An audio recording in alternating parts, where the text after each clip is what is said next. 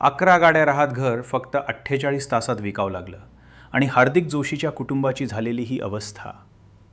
अभिनेता हार्दिक जोशी तुझ्या जीव रंगला मालिकेमुळे प्रसिद्धी झोतात आला होता. या मालिकेनं त्याला मोठी लोकप्रियता मिळवून दिली. पण कधी काही आर्थिक सुबदा असूनही वडिलांना केवळ 48 तासात कर्ज फेडावं लागलं, यासाठी त्यांना राहतं घर देखील विकावं लागलं होतं. याबाबत हार्दिक जोशीनं स्वतः खुलासा करत म्हटलंय की एकेकाळी त्यांच्या कुटुंबाची आर्थिक परिस्थिती अत्यंत भक्कम होती. वडिलांचा लेदर स्क्रॅपचा व्यवसाय होता आणि परदेशी व्यापारातही त्यांची चांगली उलाढाल होती.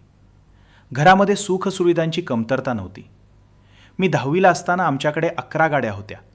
रोज वेगवेगळ्या गाडीतून मी शाळेत जात होतो. मात्र 2006 परिस्थितीनं अचानक पलटी घेतली. माझ्या वडिलांना परदेशी व्यवहारात मोठा तोटा झाल्यानं कुटुंब आर्थिक अडचणीत सापडलं.